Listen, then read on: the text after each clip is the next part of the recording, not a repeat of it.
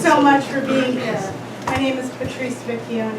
Thank you for coming this afternoon in support of Middle East Children's Alliance, a longtime organization, and welcome to National Poetry Month. By its very nature, poetry is transformative. It has the power to strengthen and enliven us, and it brings joy, something we need these days. In her poem, Whose Side Are You On?, the American poet Lucille Clifton wrote, I'm on the side of the bus stop woman, trying to drag her bag up the front steps before the doors clang shut. I am on her side. In the past, the people who I know and love have pretty much all stood on the same side of difficult issues. I guess that I'm lucky in that way. But that isn't true now. Some people I know and love stand with Israel, and I find this confusing and deeply troubling. Late last fall, at a doctor's office, the office manager, Dalia Hamid, warmly asked me how I was. In my car on the way there, I'd heard more devastating news about Israel's repeated assaults against Palestine. So when Dalia greeted me, I couldn't hold back, but shared my distress with her. It was then that she told me that she was Palestinian, and what a difficult time she was having, how powerless she felt, and how worried she was about her family back home. We held each other. A hug was the only thing I had to offer her. Something Dalia said that day stuck in my mind. The only good thing coming out of this is that people are learning we exist. And sadly, that was true for me as well. My knowledge about Palestine and the Palestinian people was embarrassingly slight. That interaction between Dalia and me is the genesis of today's gathering. It motivated me to get educated. I learned about the devastating history of Palestine following World War II, Israel's decades-long occupation, its horrific mistreatment of the Palestinian people, carried out with the support of our government. I don't mean to simplify a very complex history, and I am anything but an expert, really as far from that as possible. And nor do I ignore the barbaric violence that Hamas enacted upon innocent Israelis on October 7th. I recognize that there has been horrendous aggression on both sides. Nonetheless, my mother raised me well. She raised me to know the difference between right and wrong, fair and unfair, good and bad. So I stand wholeheartedly with the Palestinian people. Back in 1979, James Baldwin wrote, Jews and Palestinians know of broken promises, but the state of Israel was not created for the salvation of the Jews. It was created for the salvation of Western interests. The Palestinians have been paying for the British colonial policy of divide and rule and for Europe's guilty Christian conscience. As I see it, any choice made out of guilt is one to be carefully considered. But now, over 30,000 Palestinians have been murdered, more than 10,000 children among them, and more than 75,000 people injured. So I formed an opinion. I wrote letters. I began posting on Facebook where some of my, quote, friends maligned me and called me names for continually voicing my support for the Palestinian people. Who started this war, many have asked. I replied, Israel did with enormous international backing in 1948. And besides, this isn't a war. It's an attempt to destroy an entire people and remove them from their homeland. As I'm sure you know, Israeli settlers are taking Palestinians' homes still. But writing letters and making social media posts wasn't sufficient. I wanted to help make it possible for us to come together, to stand together as a community. And look at you. We sold out this event on Tuesday. Oops, and somebody's phone is reminding me to ask everyone. Telephone's on.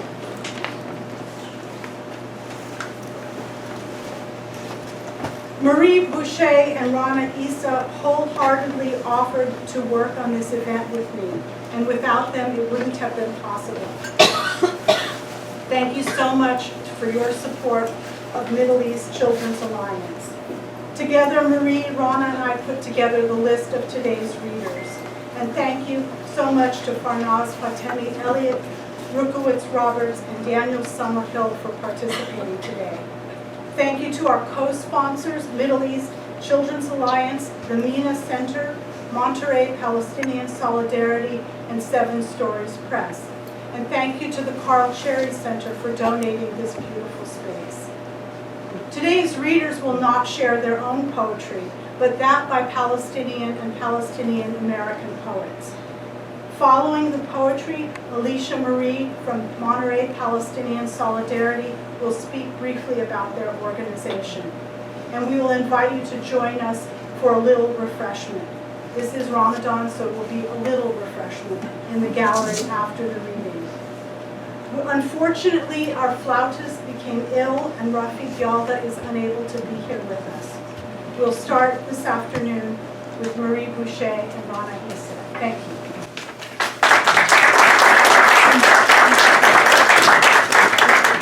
So we're starting with Mahmoud Darwish, and Mahmoud Darwish is considered a poet or like a national poet of not only Palestine, but I think the whole Arab world. I grew up with Mahmoud Darwish, and today's poem, the title is Think of Others. I'm going to start in Arabic, and my partner in crime going to do the English part. وأنت تعد فتورك فكر بغيرك لا تنسى قوت الحمام وأنت تخوض حروبك فكر بغيرك لا تنسى من يطلبون السلام وأنت تسدد فاتورة الماء فكر بغيرك من يردعون الغمام وأنت تعود إلى بيتك فكر بغيرك لا تنسى شعب الخيام وأنت تنام وتحصي الكواكب فكر بغيرك ثمة من لم يجد حيزا للمنام وأنت تحرر نفسك بالاستعارات فكر بغيرك من فقدوا حقهم في الكلام وأنت تفكر بالآخرين البعيدين فكر بنفسك قل ليتني شمعة في الظلام. Assalamu alaikum. As you prepare your breakfast, think of others. Do not forget the pigeons. As you conduct your wars, think of others. Do not forget those who seek peace. As you pay your water bill, think of others. Those who are nursed by clouds. As you return home, to your home, think of others. Do not forget the people of the camps. As you sleep and count the stars, think of others. Those who have nowhere to sleep. As you liberate yourself in metaphor, think of others, those who have lost the right to speak. As you think of others far away, think of yourself. Say, if only I were a candle in the dark.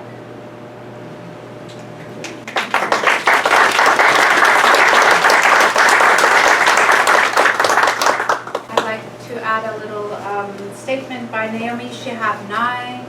If you don't know her, she's one of our beloved Palestinian American poets who said of Mahmoud Darwish, he is the essential breath of the Palestinian people, the eloquent witness of exile and belonging, exquisitely tuned singer of images that invoke link and shine of a brilliant light into the world's whole heart. What he speaks has embraced has been embraced by readers around the world.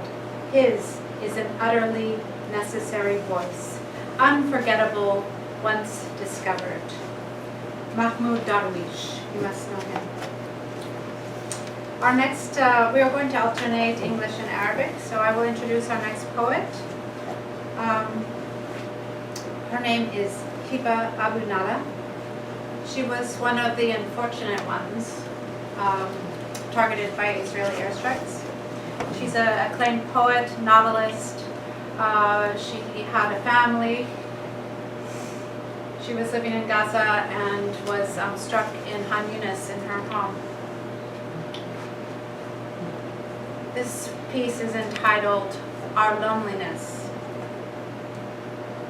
How alone it was, our loneliness, when they won their wars. Only you were left behind, naked, before this loneliness, Darwish. No poetry could ever bring it back. What the lonely has lost, it's another age of ignorance, our loneliness. Damned be that which divided us, then stands united at your funeral. Now your land is auctioned, and the world's a free market. It's a barbaric era, our loneliness. One, when none will stand up for us.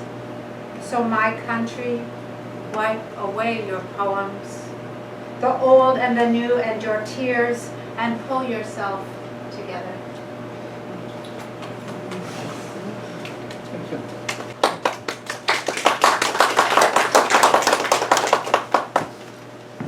يا وحدنا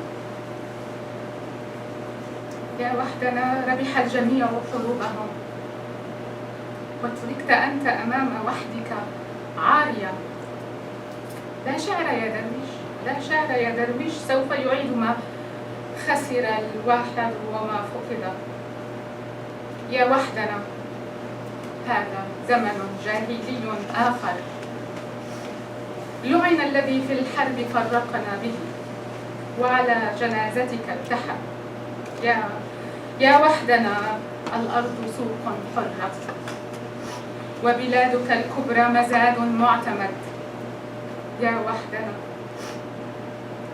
يا وحدنا هذا زمان جاهلي لن يساندنا أحد.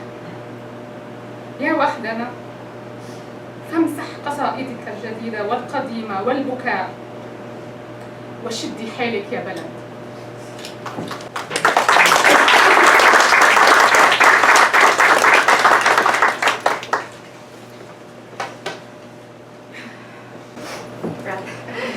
We'll end with that. So our next poem is by Marwan Makhoul, and the title is New Gaza. Marwan had the pleasure to meet him personally in Lebanon when he was in one of his visits. He's a young poet, but he's well known also in the Arab world. A lot of his poetry has been transformed into songs, and every time he leaves Palestine, he is put in prison because he left Palestine or Israel. So he wrote it back in November, and it goes like this. لا أيام زائدة فلا تتلكأ في بطن أمك يا بني عجل. تعال، لا لأني أتوق إليك بل لأن الحرب دارت وأخشى ألا ترى. أخشى ألا ترى بلادك كما جئت لك. بلادك لا تراب ولا بحر تنبأ بالذي نحن فيه فمات، إنما هي شعبك. تعال تعرف إليه قبل أن تشوهه القذيفة وتضطرني أن أجمع الأشلاء، كي تعرف أن الذين راحوا جميلين كانوا وأبرياء، وأن لهم أطفالا مثلك تركوهم هاربين من ثلاجة الموت كل غارة كي يلعبوا يتامى على حبل النجاة.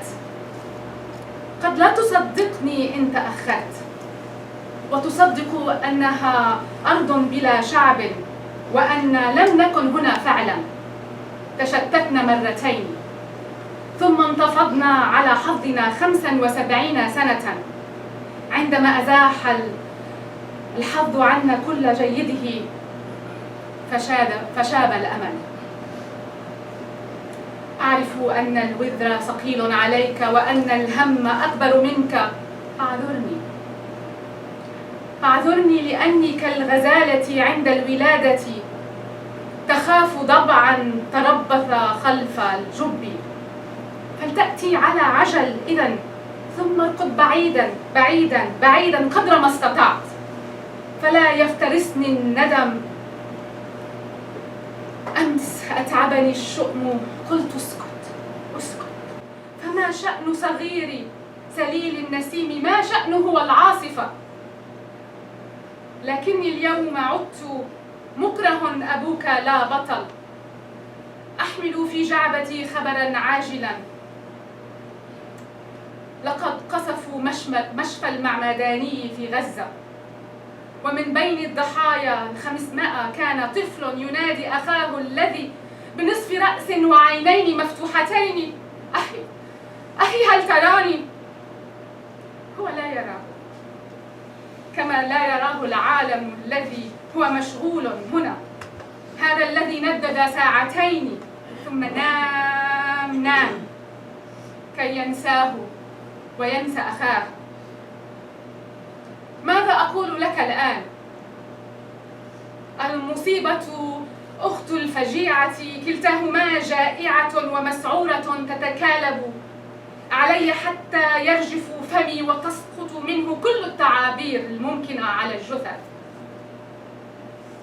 لا يعول في حالة الحرب على أي شيء، فهو بطيء كالسلحفاة عبثا تجاري مجزرة، تعد كالأرنب فهي تزحف وهو يقفز من جرم إلى جرم، بالغا كنيسة الروم التي تقصف الآن على مرأى من الله الذي جاء توا من جامع سوي بالتراب فاستهدفوه في حمى الله المخلص. أين المخلص؟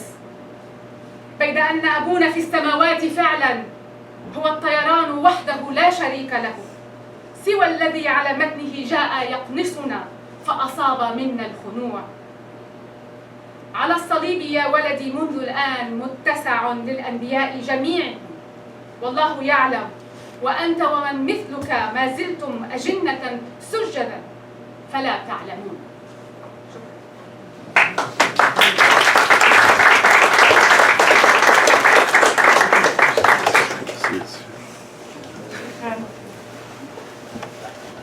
New Gaza, Marwan. There is no time left, so don't linger in your mother's womb, little boy. Hurry, arrive. Not because I long for you, but because war is raging, and I fear you will not see your country as I wished for you. Your country is not soil, nor sea that foresaw our fate and thus died. It is your people. Come, get to know them before they get mutilated by the bombs, before I am forced to gather their remains for you to know that those gone were beautiful and innocent, that they had children just like you. They that escape from the freezers for the dead at every raid to skip as orphans on a lifeline. If you're late, you may not believe me. You might believe it is a land without people, and that we were not really here at all. Twice exiled, then we revolted against our luck for 75 years. Once luck turned all bad, hope turned gray. The burden is too heavy, too much for you to bear, I know. forgive me, for like a gazelle giving birth, I am afraid of hyenas lying in wait to pounce behind the pit. Come quick, then run as far as you can so I'm not ravaged by regret. Last night, despair exhausted me. I told myself, keep quiet. What is it to do with him? My little one, child of the breeze. What does the storm have to do with him? But today, I'm compelled to come back bearing breaking news. They bombed the Baptist hospital in Gaza. Among the 500 victims was a child calling his brother. Half his head blown off and eyes open. My brother, can you see me? He does not see him. Just like the frantic world they condemned for 2 hours, then slept to forget him and forget his brother. What do I tell you now? Disaster and catastrophe are sisters, both ravenous and raging. They attack me until my lips tremble, and from them drop all possible synonyms for corpse. In time of war, don't count on any poet.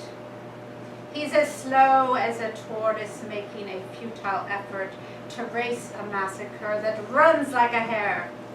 The tortoise creeps, and the hare leaps from crime to crime as far as the Orthodox Church, now bombed in the sight of God, who's just come from a mosque, razed to dust they targeted in the sanctuary of the Savior. Where is the Savior? Nevertheless, our Father who art in heaven is actually the airplane. It is alone and has no partner, save the one on board who came to bomb us, but the target hit was our submission.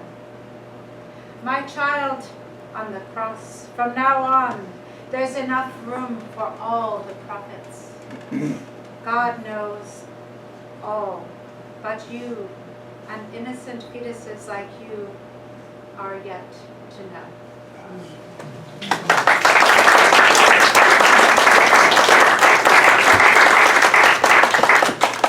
So Marwan Mahul has kindly agreed to be in a poetry anthology that I'm working on with students from the Middlebury Institute of International Studies at Monterey. We will keep you posted if you so choose. One of his other classic lines that he wrote that you may have seen is, in order for me to write poetry that isn't political, I must listen to the birds. And in order to hear the birds, the warplanes must be silent.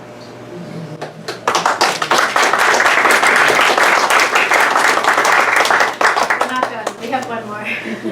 Because we had to include Mossab Abu Toha.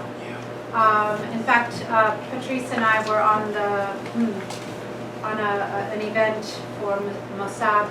He was a guest poet at City Lights, and so he's in exile in Gaza, from Gaza in Cairo with his family, and he's suffering every day, but posting every day. The strawberry has become the symbol that he shares with us online and tells us the news of Gaza.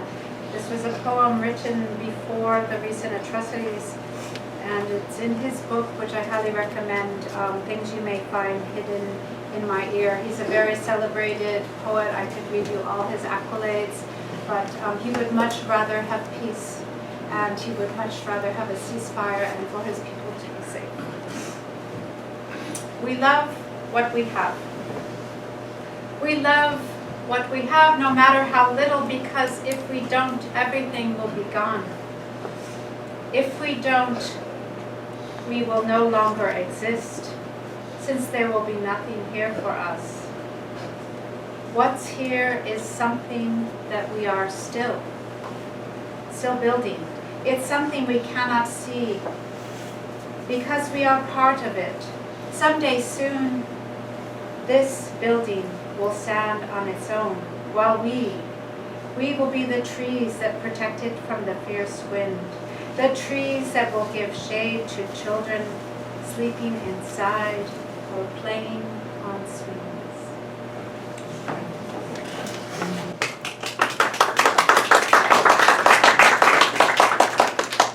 I tried to translate it. Excuse me. I have some friends who are poets, Arab poets. So I'm not a poet. I'm just a friend of the poets. I just read poetry. So excuse the Arabic, my Arab friends. نحب ما نملك مهما كان قليلا لأننا إذا لم نفعل ذلك سيختفي كل شيء. إن لم نفعل ذلك فلن نكون موجودين بعد الآن لأنه لن يبقى لنا هنا أي شيء. ما هو موجود هنا هو شيء ما زلنا نبنيه.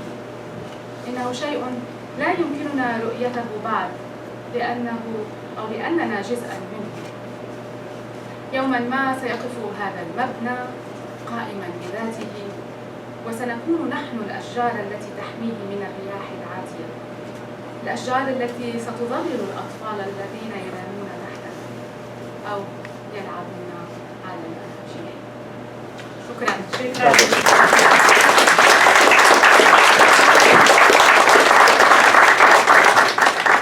I'd like to preface my reading with a section from a talk, Why We Are at War, by Farnaz, founder and abbot of the Monterey Bay Zen Center, who may very well have written this talk here in 2003 at the Carl Cherry Center for the Arts, where the Sangha met and still meets. Why We Are at War. I have seen parts of myself recently that I haven't been able to see before, and when I see these parts of myself, I realize why we are at war in Iraq, why the Israelis and Palestinians may never resolve their differences, why the Kurds, Sunnis, and Shiites may not be able to coexist. And I see and acknowledge these depths of darkness in myself. I begin to understand why all those who oppose each other are locked into intransigent patterns of body and mind. Then I know that I am part of all the mayhem, destruction, and ignorance of the world. If we can't forgive ourselves, we will always be caught in the self-righteousness of the judging mind. So Rami Kanazi is a Palestinian-American poet, writer, and organizer based in New York City. He's the editor of Poets for Palestine, an anthology of hip-hop, poetry, art, and art. He's the author of the two collections of poetry, Poetic Injustice, Writings on Resistance and Palestine, and Before the Next Bomb Drops, Rising from Brooklyn to Palestine. In 2016, when he was on a tour promoting Before the Next Bombs, the Israel on Campus Coalition ran a covert campaign against him, setting up Facebook stations pretending to be students. And I'll read the last two sections of his poem, Refugee. She has been beaten, ID checked, body thrown to the ground, fists and feet pummeled, fractured hip, shoulder, broken heart, too many times. Tear gas inscribed on her lungs, she wrote back on her breath that the Canish's defeat is near. Part 3. These fields are ours, she told me, before the Europeans and Brooklynites, before the swimming pools, army jeeps and barbed wire, before the talks, roadmaps and Swiss cheese plans, before declarations rewrote history, those hills met footprints that cannot be erased.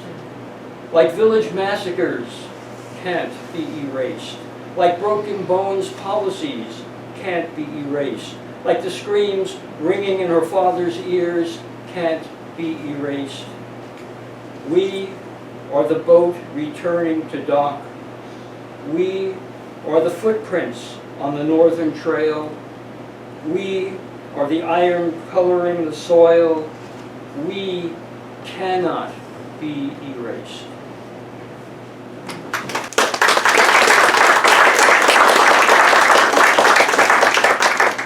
So Ghassan Zaktoa is a Palestinian poet, novelist, and editor who writes in Arabic.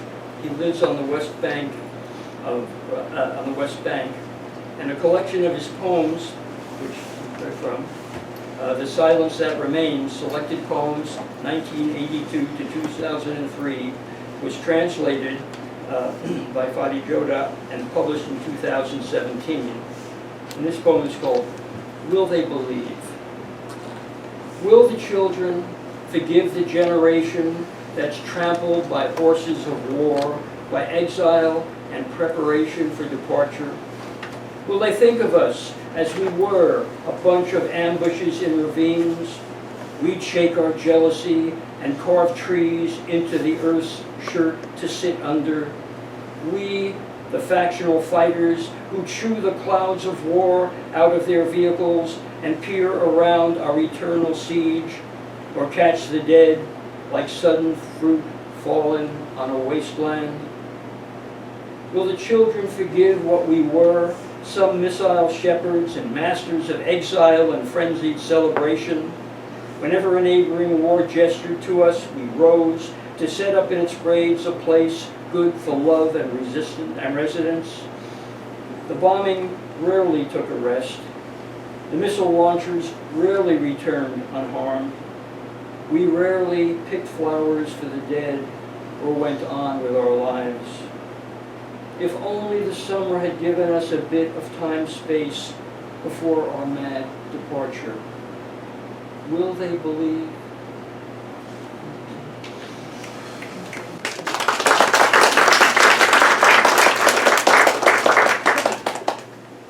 Naomi Shihab Nye is a Palestinian American who is an award-winning poet, a children's fiction writer, an essayist, an editor, and she is a professor of creative writing at Texas State University and lives in San Antonio, Texas.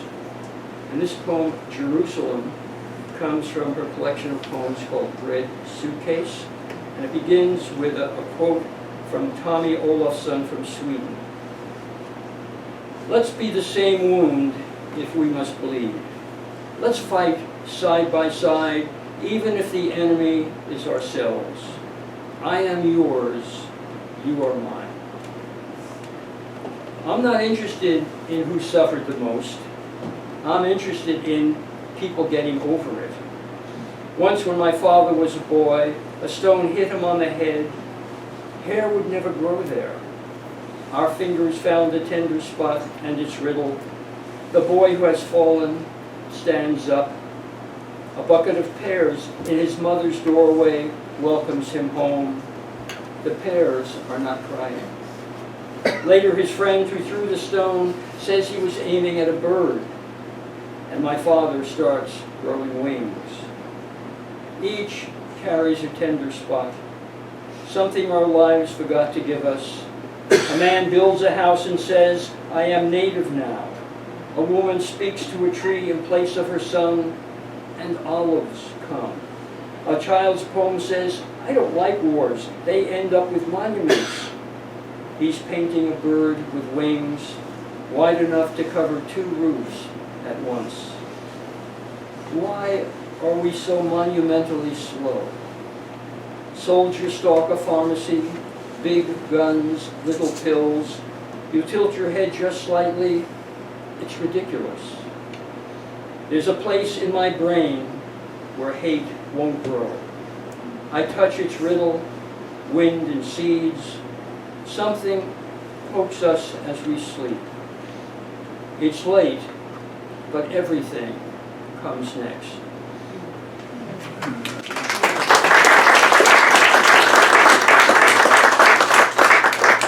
So this is a poem you've also heard already by Masab Abu Toha, Palestinian bilingual poet, essayist, short story writer from Gaza, who's now living in Cairo. And his poetry collection, Things You May Find Hidden in My Ear, was published by City Lights in 2022. And following October 7th, he fled his home with his wife and 3 children. They were detained at the border. He was separated from his family. He was imprisoned and beaten.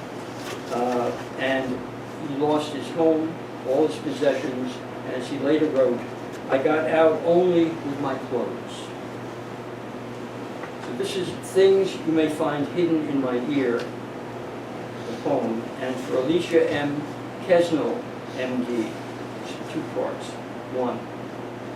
When you open my ear, touch it gently. My mother's voice lingers somewhere inside. Her voice is the echo that helps recover my equilibrium when I feel dizzy during my attentiveness. You may encounter songs in Arabic, poems in English I recite to myself, or a song I chant to the chirping birds in our backyard. When you stitch the cut, don't forget to put all those back in my ear.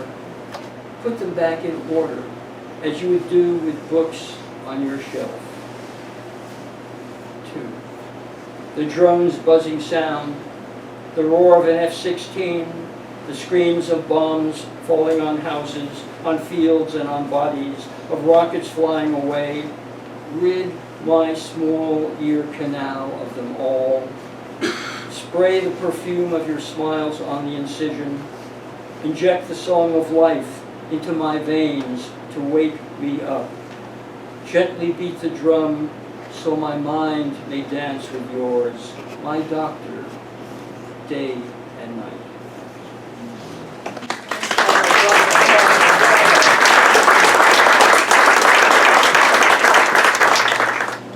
Start with a poem by the poet Maya Abu al-Hayat, and she is a Beirut-born Palestinian and living in Jerusalem now. Her book that this poem is from is called You Can Be the Last Leaf, and it's translated by another Palestinian poet and doctor in Texas, Fadi Judah. This poem is, I suffer a phobia called hope. Each time I hear that word, I recall the disappointments that were committed in its name, the children who don't return, the ailments that are never cured, the memory that's never senile, all of them hope crushed beneath its wings as I smash this mosquito on my daughter's head.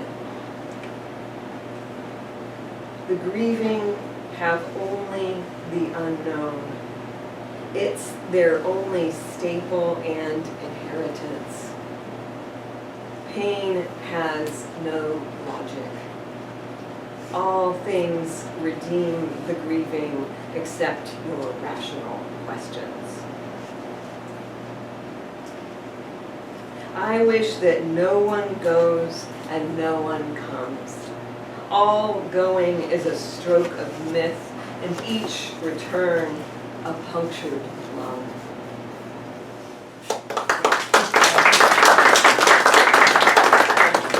This is from one of the older poets we're hearing from tonight, this afternoon. This is Fadwa Tokan, and Mahmoud Darwish called her the mother of Palestinian poetry. She was, I think she was born in the early 19-teens. I actually don't have the date written down here. And this is, I'm going to read a translation. There's a couple out there of this poem. It's called I Found It. And this is translated with the help of Naomi Shihab-Nye by Patrice Alana Byrne. And it's in this beautiful book. I've had this book for 30 years, Modern Arabic Poetry. And it's Columbia University. It's a beautiful collection. I'm just recommending the book. I found it. I found it on a radiant day after a long drifting. It was green and blossoming as the sun over palm trees scattered golden bouquets. April was generous that season with loving and sun. I found it after long wandering. It was a tender evergreen bough where birds took shelter, a bough bending gently under storms, which later was straight again, rich with sap, never snapping in the wind's hand. It stayed supple as if there were no bad weather, echoing the brightness of stars, the gentle breeze, the dew, and the clouds. I found it on a vivid summer day after a long straying, a tedious search. It was a quiet lake where thirsty human wolves and swirling winds could only briefly disturb the waters. Then they would clear again like crystal to be the moon's mirror, swimming place of light and blue, bathing pool for the guardian stars. I found it, and now when the storms wail and the face of the sun is masked in clouds, when my shining fate revolves to dark, my light will never be extinguished. Everything that shadowed my life, wrapping it with night after night, has disappeared, lain down in memory's grave, since the day my soul found my soul.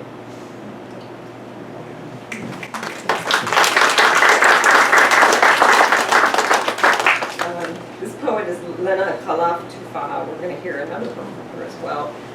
She is an Arab-American poet and essayist.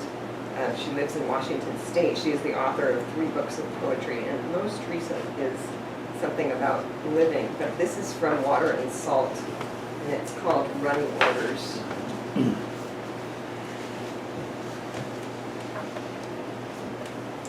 They call us now before they drop the bombs. The phone rings, and someone who knows my first name calls and says in perfect Arabic, "This is David." And in my stupor of sonic booms and glass-shattering symphonies still smashing around in my head, I think, do I know any Davids in Gaza? They call us now to say, run. You have 58 seconds from the end of this message. Your house is next.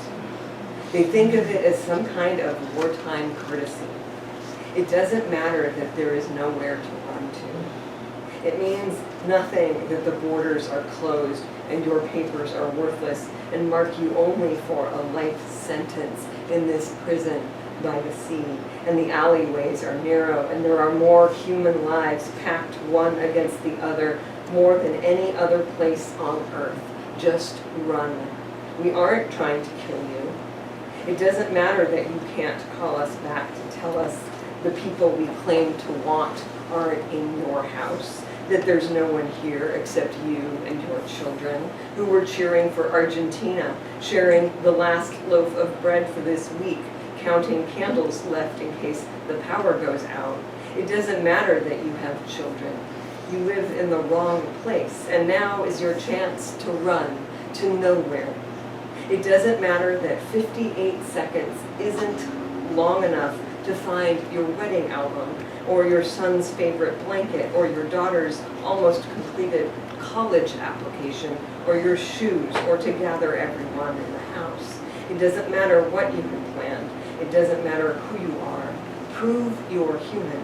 Prove you stand on 2 legs. Run.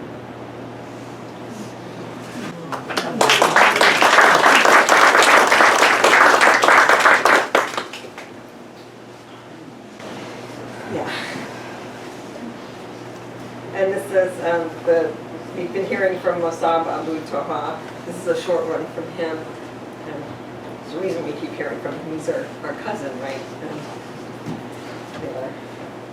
And it's called A Rose Shoulders Up. Don't ever be surprised to see a rose shoulder up among the ruins of the house. This is how we survived.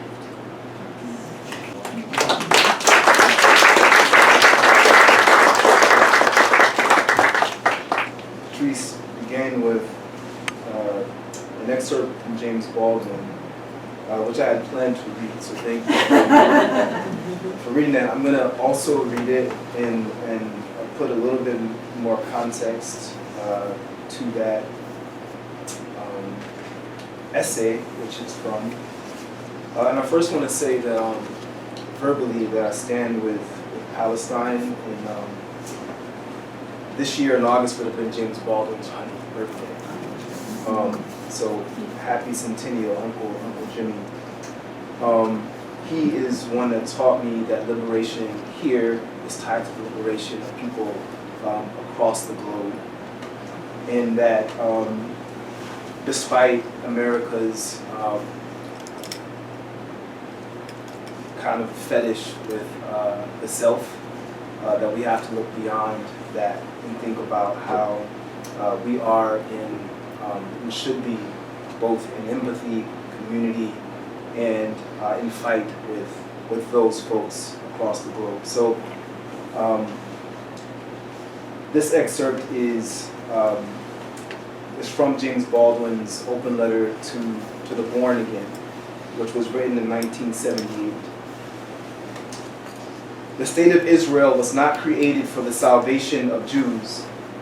It was created for the salvation of Western interests. This is what is becoming clear. I must say, it was always clear to me. The Palestinians have been paying for the British colonial policy of divide and rule, and for Europe's guilty Christian conscience for more than 30 years. The collapse of the Shah not only revealed the depth of pious Carter's concern for human rights, it has also revealed who supplied oil to Israel and to whom Israel supplied arms. It happened to be, spell it out, white South Africa. James Baldwin was a fixture of the civil rights era, which he fittingly called the latest iteration of a slave rebellion. Like other civil rights activists of the 1950s and 60s, he understood that the liberation of oppressed people here is tied to the liberation of people everywhere, including Gaza. He, along with writers and thinkers such as Audre Lorde, June Jordan, Toni Morrison, Malcolm X, and Nelson Mandela. Angela Davis said, "Black solidarity with Palestine allows us to understand the nature of contemporary racism more deeply." So to those who have been working towards freedom for some 80 years, under the Western fist, Ashe, Ashe, and Ashe. I'm going to read only from this collection of poems, which is called Dear God, Dear Bones, Dear Yellow. And it is by the poet Noor Hindi, who is a Palestinian-American poet and reporter. She is a winner of a 2021 Ruth Lilly and Dorothy Sargent Rosenberg poetry from the Poetry Foundation. This is the debut collection from Noor Hindi. She lives in Dearborn. This first poem is called Palestine. Palestine is a woman, a child in a thobe, olive pits in my hands, the tartrees on my grandmother's scarf. Is 34 Palestinians killed. We don't wake up, American politicians. Occupied country. Israel has a right to defend itself. Ahead Tamimi, ice cream on tongue. Flavor unknown. Are you grateful your parents came to this country? 300 dead. Open air prison. 10-year blockade. Razan al-Najjar, accidental bullet. Pomegranate so bloody.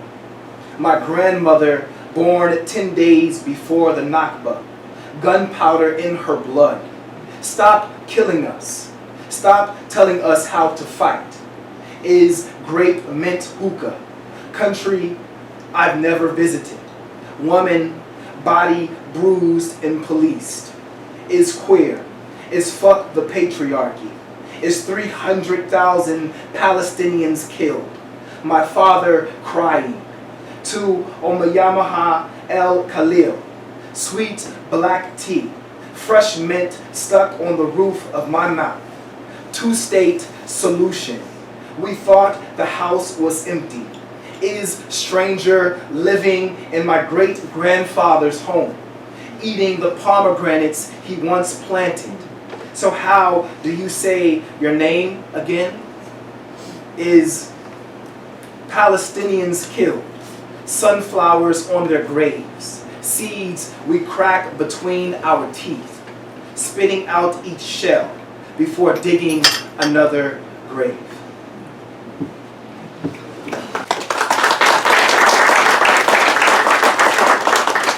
This is a day, a life, when a medic was killed in Gaza. Was it an accident?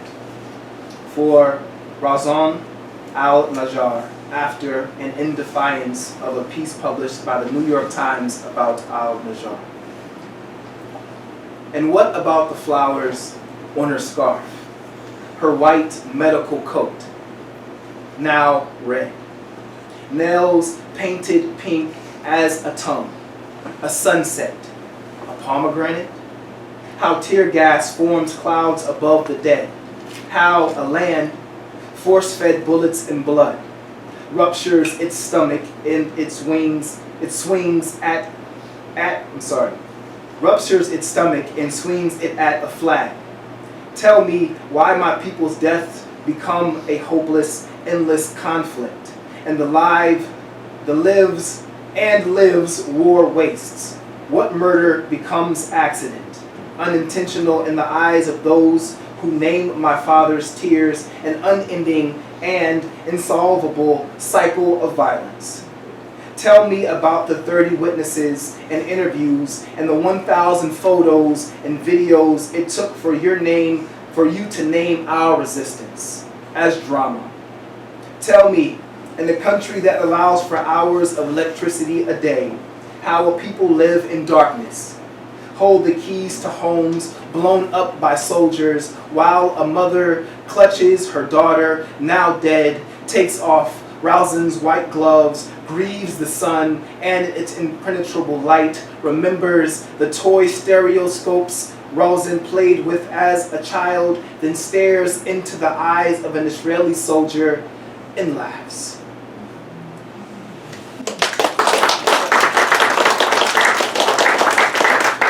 I think it's also important to note that the people of Gaza and Palestine are actively fighting. And it's important to not just paint them as a passive people in their genocide and their ethnic cleansing. And also as an American, which I'm assuming we all are, it's also important to notice that we're inside the imperial belly of the beast. And it's important that we agitate that beast. Because as June Jordan says, sometimes I am a companion to the fire, and sometimes I am the terrorist I must disarm. And so it's important, especially as Americans, to self-implicate and understand how and why we are a part of the machine.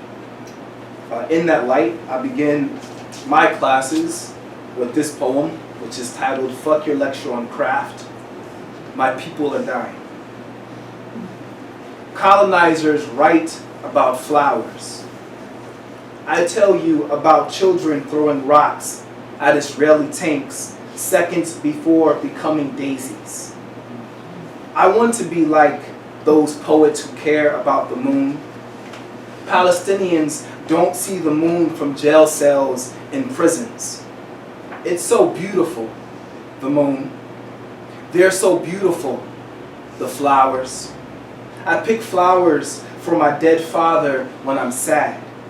He watches Al Jazeera all day. I wish Jessica would stop texting me Happy Ramadan. I know I'm American because when I walk into a room, something dies. Metaphors about death are for poets who think ghosts care about sound. When I die, I promise to haunt you forever. One day, I'll write about the flowers like we own them.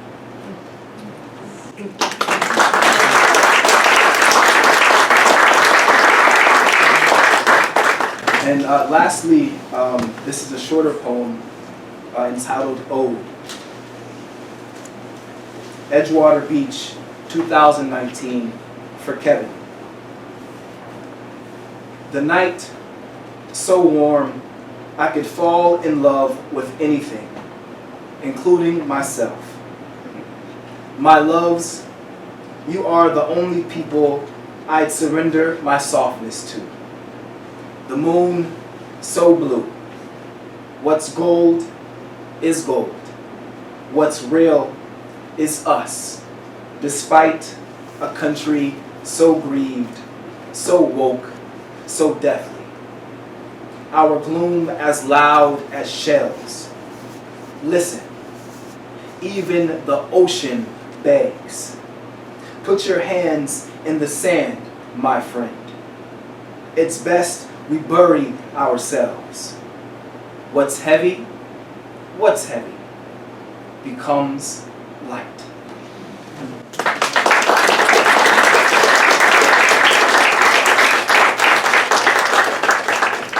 I'd like to read you 3 poems. First one is from Fadi Judah's newest book called Ellipse. I am unfinished business. The business that did not finish me or my parents won't leave my children in peace. In my right hand a paper, in my left a feather to toss, to quill, to meet my terminal velocity.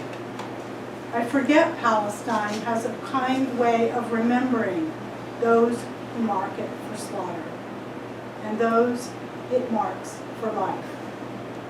I write for the future because my present is demolished. I fly to the future to retrieve my demolished present as a legible past, to see what isn't hard to see in a world that doesn't.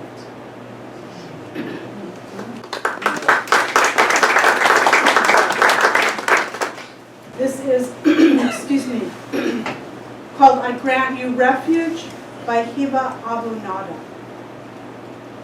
I grant you refuge in invocation and prayer.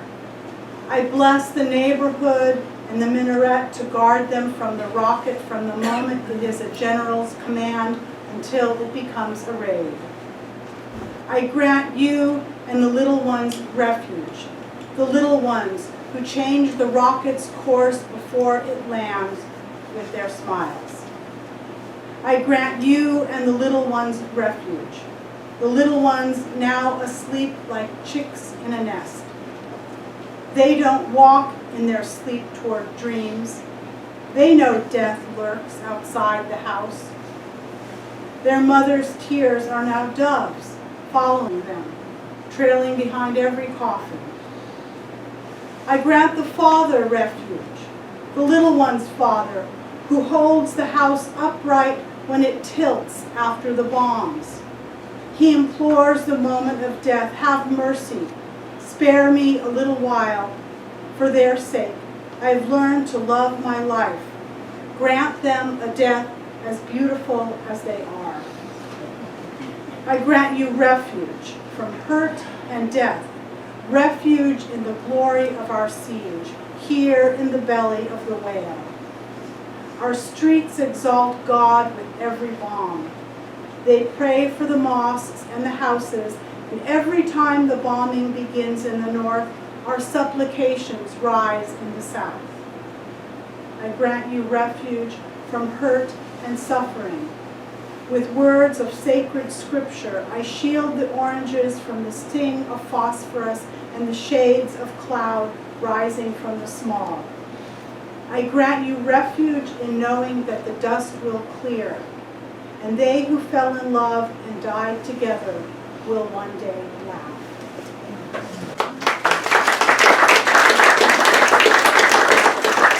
And the last poem that I'd like to share with you was written by Rafid al-Harir.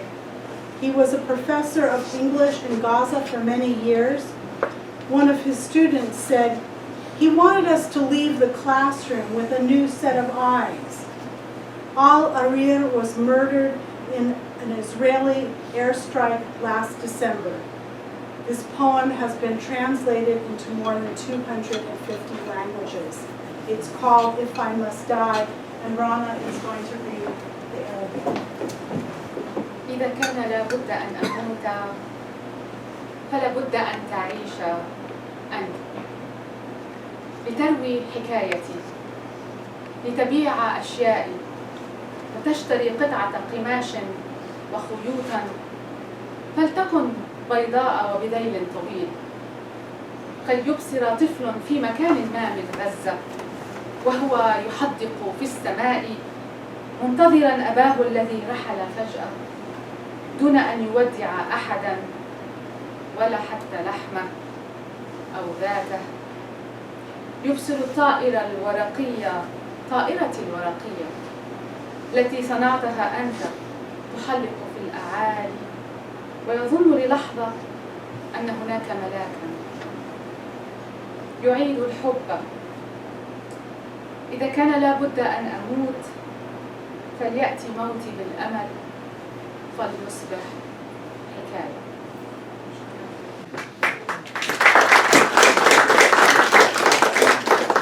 If I must die, if I must die, you must live to tell my story, to sell my things, to buy a piece of cloth and some strings.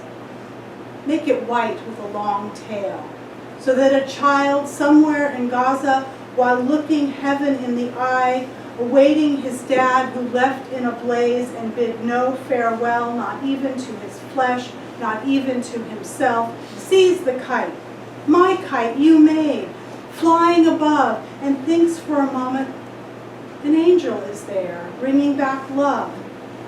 If I must die, let it bring hope, let it be a tale.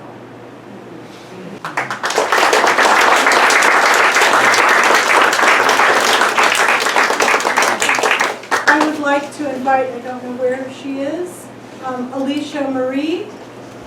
Are you there? There she is, for a few words for us. Alicia.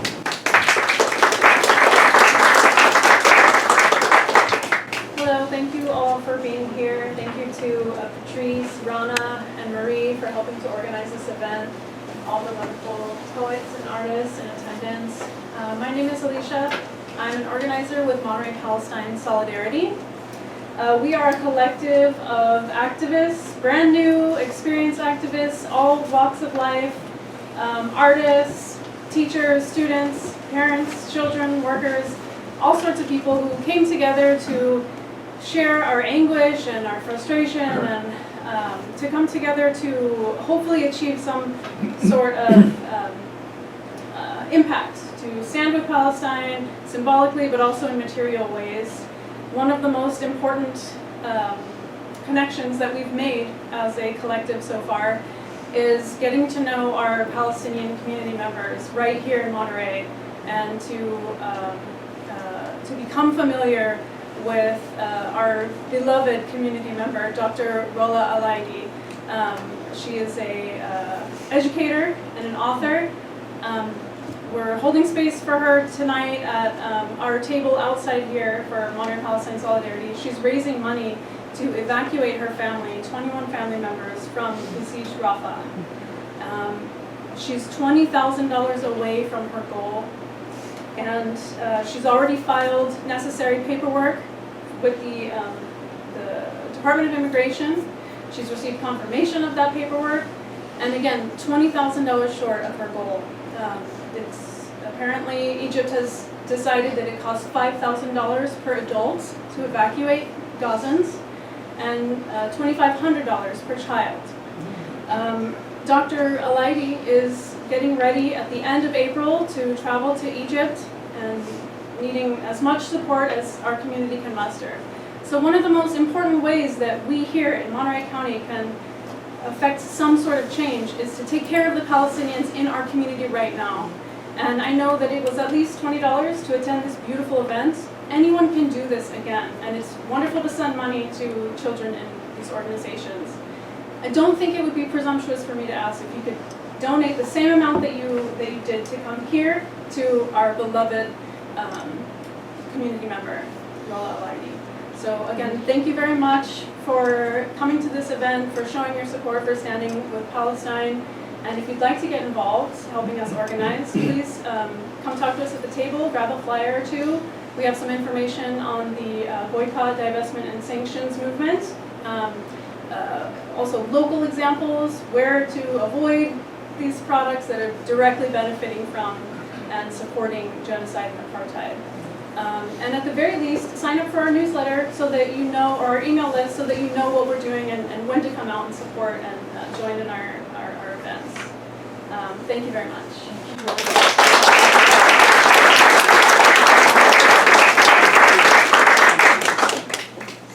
In a moment, we will enjoy a little refreshment in the gallery. There will be strawberries for Gaza and watermelon for Palestine.